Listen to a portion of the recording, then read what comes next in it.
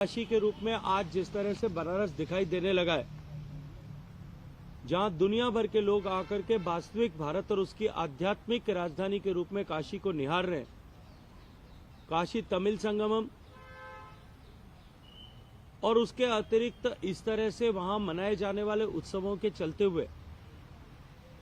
करोड़ों की संख्या में लोग आज बनारस में आकर के काशी में सैलानी के रूप में, दर्शनार्थी के रूप में आकर के भारत की इस आध्यात्मिक राजधानी में उसकी सांस्कृतिक गहराई में डूब करके अपने आप को भाग्यशाली समझते हैं। और उसके चलते हुए बनारस और उसके आसपास के क्षेत्र, वाराणसी और उसके आसपास के क्षेत्र की आर्थिक प्रगति को भी नए पंख मिले। इसी तरह से सोमनाथ के मंदिर का पुनरुद्धार, उज्जैन में महाकाल लोक का पुनरुद्धार, असम में गुवाहाटी में कामाख्या मंदिर का पुनरुद्धार, उड़ीसा के जगन्नाथ मंदिर का पुनरुद्धार और चार धाम का कायाकल्प करने का, और इस दृष्टिकोण से भारत को सांस्कृतिक आध्यात्मिक रूप से एक बार फिर पूरे विश्व के पटल पर ले जाने में भी माननीय प्रधानमंत्री जी के नेतृत्व में सफलता प्राप्त हुई है। इन सब के अतिरिक्त भी गुजरात के महसाणा में चालुक्य काल में बनाए गए सूर्य मंदिर का, मोढेरा के सूर्य मंदिर का पुनरुद्धार हुआ है। पुणे के देहू में तुकाराम महाराज के मंदिर, गुजरात के पावागढ़ में कालिका माता मंदिर, अंबा मंदिर, ऐसे अनेक सांस्कृतिक आध्यात्मिक केंद्रों के पुनरुद्धार पर भी सरकार ने सफलतापूर्वक काम किया है। देश के आजादी के समय हुए अप्राकृतिक विभाजन के चलते हुए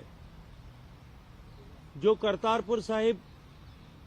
सीमा के उस पार रह गए थे और देश और दुनिया में रहने वाले लाखों सिख मतावलंबी, करोड़ों सिख धर्म के अनुयायी हमेशा ही इस बात की कामना और कल्पना करते थे कि कभी हमें करतारपुर साहिब में जाकर के मत्था टेकने का, आशीर्वाद प्राप्त करने का अवसर मिलेगा।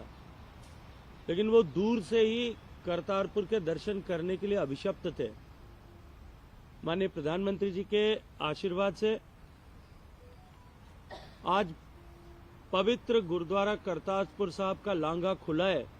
और उसके खुलने के बाद में करोड़ों सिख मतावलंबियों के लिए उनकी आस्था को पूरा करने के लिए दर्शन करने का सौभाग्यपूर्ण अवसर, मत्था टेकने का सौभाग्यपूर्ण अवसर उन्हें मिला है। अपने धर्म की रक्षा के लिए 10वें गुरु गोविंद सिंह जी के 4 बेटों ने जिस तरह से अपने आप को दीवार में चुना जाना ऐसा स्वीकार किया था, उन वीर बालकों के उस बलिदान को स्थायी रूप से सम्मान देते हुए माननीय प्रधानमंत्री जी के नेतृत्व में वीर बाल दिवस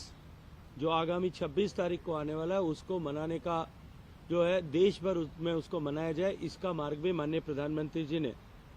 प्रशस्त किया है। अभी हाल ही में संसद की बनी नई इमारत, इसने भी भारत के सुवर्ण युग की यादों को वापस एक बार लोगों के मानस पटल पर अंकित किया है। सांस्कृतिक पुनरुद्भव के इस दौर में सभी धर्म के ऐसे आस्था के केंद्रों के पुनरुद्धार पर सरकार काम कर रही है। हिमालयी संस्कृति और बौद्ध संस्कृति की विरासत का संरक्षण करना भी सरकार के प्रयासों में माननीय मोदी जी के नेतृत्व में विशेष रूप से शामिल रहा है। माननीय प्रधानमंत्री जी के मार्गदर्शन में प्रारंभ हुई स्वदेश दर्शन योजना के हिस्से के रूप में सरकार ने विविध सांस्कृतिक विरासत को दर्शाने वाले ऐसे 76 से ज्यादा सर्किटों का निर्माण किया है। और प्रधानमंत्री जी का ये आह्वान कि पहले हम देश दर्शन करें, देश के ऐसे दर्शनीय स्थलों पर, पर्यटन स्थलों पर जाकर के देश का दर्शन करें, उसके बाद विदेश में जो है घूमने के लिए जाएं। इसने भी निश्चित रूप से भारत की संस्कृति को बढ़ावा देने में एक अभूतपूर्ण योगदान किया है। भारत की भूमि से बाहर भी, विदेशों में भी भारतीय मंदिरों के पुनरुद्धार और नए मंदिरों के निर्माण भारत की संस्कृति के एक प्रतीक के रूप में उसका मार्ग भी माननीय प्रधानमंत्री जी के नेतृत्व में आज आगे बढ़ा है। गंगा को शुद्धिकरण को लेकर के जिस तरह का अभियान माननीय प्रधानमंत्री जी के नेतृत्व में चलाया गया और गंगा को केवल धार्मिक महत्ता नहीं अपितु उसकी सांस्कृतिक महत्ता, गंगा के किनारे पे